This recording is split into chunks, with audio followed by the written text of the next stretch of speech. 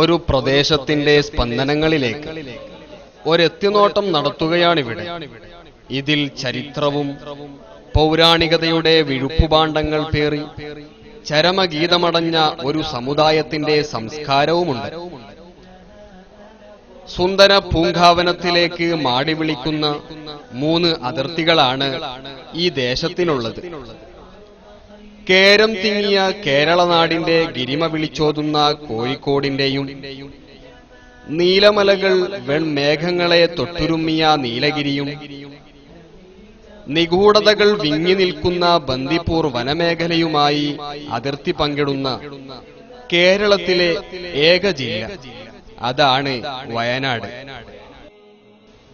ഒരു വശത്ത് കരിമ്പാറക്കെട്ടുകളുടെ കവിൾത്തടങ്ങളിലൂടെ ഒഴുകിയിറങ്ങുന്ന കാട്ടരുവികൾ, മറുവശത്ത് എന്തോ വിളിച്ചു പറയാൻ വെമ്പൽ കൊള്ളുന്ന അന്ധകാര തിരമാലകൾ കൊണ്ടുണ്ടായ പച്ചക്കടൽ.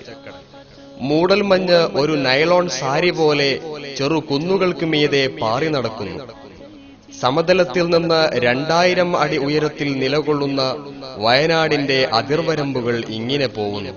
സ്വർഗത്തിലേക്കുള്ള പാത കാടും മുള്ളും നിറഞ്ഞതാണെന്ന വാക്യത്തിന് മലമ്പാമ്പ് പോലെ വളഞ്ഞു പുളഞ്ഞ വയനാടൻ കാട്ടുപാതകൾ സുന്ദര വ്യാഖ്യാനമാണെന്ന് വേണമെങ്കിൽ പറയാം. അതിസാഹസികമായ സഞ്ചാരങ്ങളുടെയും അടിസ്ഥാന വർഗങ്ങളുടെ ഉയർത്തെഴുന്നേൽപ്പിന്റെയും കഥകൾ ഈ നാടിന് ഒരുപാട് പറയാനുണ്ട്. കുടിയേറ്റങ്ങളും കുടിയിറക്കങ്ങളും സമരങ്ങളും വയനാടിന്റെ ചരിത്രത്തെ പലവട്ടം താപോഗ്രമാക്കിയിട്ടുണ്ട്.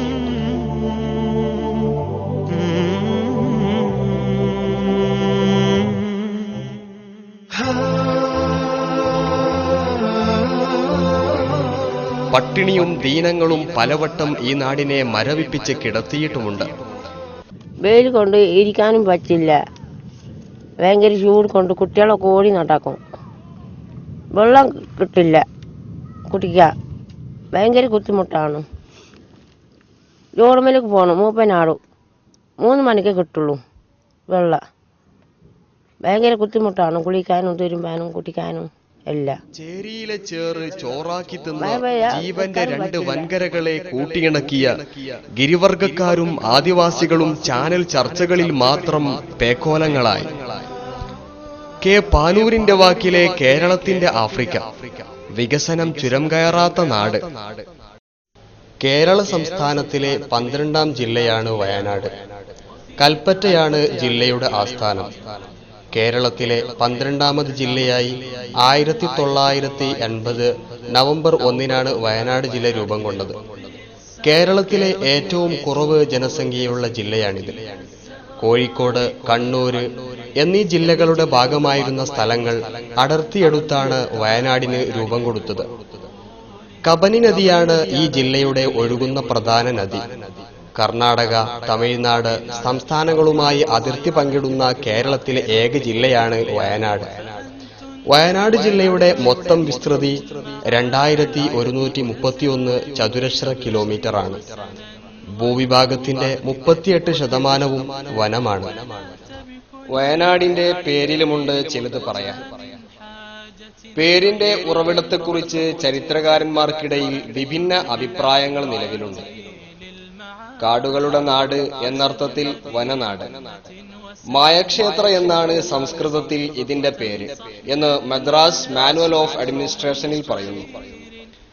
അത് മലയാളത്തിൽ മയനാടാവുകയും പിന്നീട് വാമൊഴിയിൽ വയനാടാവുകയും ചെയ്തു എന്നാണ് ചിലർ കരുതുന്നത്. വയൽനാട്, വനനാട്, വഴിനാട് എന്നീ പേരുകളും വയനാടിന്റെ മൂലനാമമായി ഉദ്ധരിച്ചു കാണുന്നുണ്ട്. ലോകത്ത് വയനാടിനു മാത്രം അവകാശപ്പെടാൻ കഴിയുന്ന ഒരു സാമൂഹിക സവിശേഷതയുണ്ട്. ദീർഘകാല പോരാട്ടങ്ങളും അധിനിവേശങ്ങളുമാണ് ഇവിടെ വികസനം കൊണ്ടുവന്നത് എന്നതാണത്. സാമ്രാജ്യത്വ യുദ്ധങ്ങൾ നിലച്ചതോടെ വയനാട്ടിലെ സാങ്കേതിക വികാസങ്ങൾ എന്നും വനനിയമം, വന്യജീവി നിയമം തുടങ്ങിയ സാങ്കേതികത്വങ്ങളിലും രാഷ്ട്രീയ വ്യാപാര അച്ചുതണ്ടിന്റെ ഒത്തുകളിയിലും കുരുങ്ങിക്കിടന്നു. ബ്രിട്ടീഷുകാർ അന്നുതന്നെ മലബാർ, മൈസൂർ, ബംഗളൂരു വ്യാപാരത്രയങ്ങളെ വയനാടൻ റെയിൽവേ വഴി ഏകോപിപ്പിക്കാൻ പദ്ധതിയിട്ടിരുന്നു.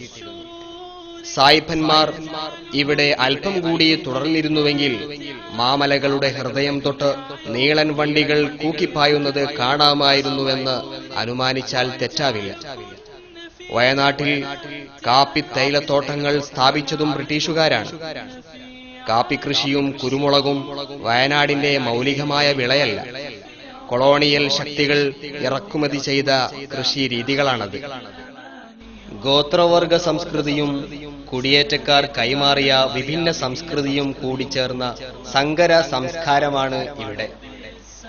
വയനാട്ടിലെ ഭാഷ, ആചാരം, മതവിശ്വാസം, വേഷവിധാനം തുടങ്ങിയവയിലെല്ലാം ഈ മാറ്റങ്ങൾ കാണാം.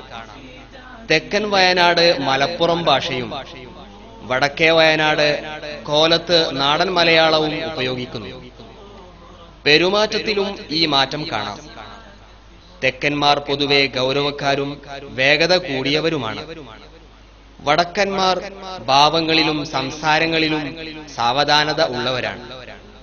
ബ്രിട്ടീഷുകാരോടൊപ്പം വയനാട്ടിലേക്കു ധാരാളമായെത്തിയ ജൈനമതാനുയായികളും ഇതര സംസ്ഥാനക്കാരും വയനാടിന്റെ സാംസ്കാരിക വൈവിധ്യങ്ങളെ ഏറെ സമ്പന്നമാക്കി. ആദിവാസികളാണ് നാടിന്റെ ഹൃദയസ്പന്ദനങ്ങൾ ഏറ്റവും അടുത്തറിയുന്നത്. കന്യാവനങ്ങളോടും ജൈവസ്രോതസ്സുകളോടും തൊട്ടുരുമ്മി ജീവിച്ചുപോരുന്ന പണിയർ, കുറിച്യർ, കുറുമർ, കാട്ടുനായ്ക്ക, അടിയർ, കാടർ, ഊരാളി തുടങ്ങിയ ആദിവാസി വിഭാഗങ്ങൾ ഇപ്പോഴും തനതായ ആചാരാനുഷ്ഠാനങ്ങൾ കാത്തു സൂക്ഷിക്കുന്നവരാണ്. പ്രകൃതിദത്തമായ ഔഷധങ്ങളും വനങ്ങളിലെ ജീവിത വ്യാകരണങ്ങളും അവരുടെ സ്വകാര്യമായ അഹങ്കാരങ്ങളാണ്. ആധുനിക സൗകര്യങ്ങളുടെ അടിസ്ഥാന ഘടകങ്ങൾ ഇനിയും കടന്നു ചെന്നിട്ടില്ലാത്ത കാട്ടുനായ്ക്ക വിഭാഗം പോലോത്തവർ, സഞ്ചാരികളുടെ ക്യാമറക്കു കൗതുകം തീർക്കാനുള്ളവർ മാത്രമാണിപ്പോഴും പുറം ലോകത്തിന്റെ കണ്ണിൽ. അധ്വാനം ആരാധനയായും മണ്ണിനെ മതമായും കാണുന്ന ധാരാളം ജനവിഭാഗങ്ങൾ ഇപ്പോഴും വനങ്ങൾക്കുള്ളിലുണ്ട്. കാട്ടുകിഴങ്ങിൽ തുടങ്ങി മലദേവതമാരിൽ ഒടുങ്ങുന്ന അവരുടെ ആവശ്യങ്ങളും ആനന്ദങ്ങളും പട്ടിണി, രോഗം, അജ്ഞത തുടങ്ങിയവയുടെ ആധിപത്യങ്ങളിൽ ജീവിതം ആടിയുലയുന്നവരാണ് അവരിലധികവും. തീയുള്ളയിടത്ത് പുകയുണ്ടാകുമെന്ന പോലെ അജ്ഞതയുള്ളയിടത്ത് അന്ധവിശ്വാസമുണ്ടാകും. ഉത്തരാധുനിക വയനാട് മതസൗഹൃദത്തിന്റെ വർണ്ണക്കളമാണ്. മുസ്ലിം, ക്രൈസ്തവ, ദലിത് ജനവിഭാഗങ്ങൾ ഒരുമയോടെ അവിടെ കഴിയുന്നു. ഒരു വർഗീയ സംഘർഷവും വയനാട്ടിൽ ഉണ്ടായിട്ടില്ല. ഇവിടേക്കുള്ള മുസ്ലിം കുടിയേറ്റത്തിന് 700 വർഷത്തെ ചരിത്രമാണുള്ളത്. അനുമാനങ്ങളുടെയും സാധ്യതകളുടെയും വെളിച്ചത്തിലാണ് പല ചരിത്രങ്ങളും വായിക്കേണ്ടി വരുന്നതെന്ന് ഇവിഷയകമായ അക്കാദമിക് ഗവേഷണങ്ങളുടെ അനിവാര്യത വിളിച്ചറിയിക്കുന്നു. കാടിനുള്ളിലെ ചില പുണ്യദർഗകൾ, ബാവലി, വാരാമ്പറ്റ, കാട്ടിച്ചിറക്കൽ തുടങ്ങിയ തീർത്ഥാടന കേന്ദ്രങ്ങൾ എന്നിവയെ ചുറ്റിപ്പറ്റിയാണ് മുസ്ലിം കുടിയേറ്റത്തിന്റെ ചിത്രം തെളിയുന്നത്. 1500-നും 2000-നുമിടയിൽ വർഷങ്ങൾക്കു മുമ്പേ ക്രൈസ്തവ കുടിയേറ്റങ്ങൾ നടന്നിരുന്നുവെന്നതിന്റെ അനുമാനങ്ങൾ പറയപ്പെടുന്നുണ്ട്. തമിഴ് കന്നഡ വംശജരുടെ താവഴികളിലേക്കും മധ്യമലബാർ തിരുവിതാംകൂറിലേക്കുമാണ് മുസ്ലിം ക്രൈസ്തവ വേരുകൾ മടങ്ങുന്നത്. വയനാടിന്റെ ചരിത്രം രേഖപ്പെടുത്തിയവർ അധികവും അവലംബമാക്കിയിരിക്കുന്നത് ബ്രിട്ടീഷുകാരുടെ ഭരണപരമായ ആവശ്യങ്ങൾക്കുവേണ്ടി അധീനതയിലുള്ള പ്രദേശങ്ങളെയും ജനങ്ങളെയും പറ്റി കിട്ടാവുന്ന വിവരങ്ങൾ ശേഖരിച്ച Malabar manual, Nilgiri district manual, Malabar gazetteer എന്നിവയാണ്.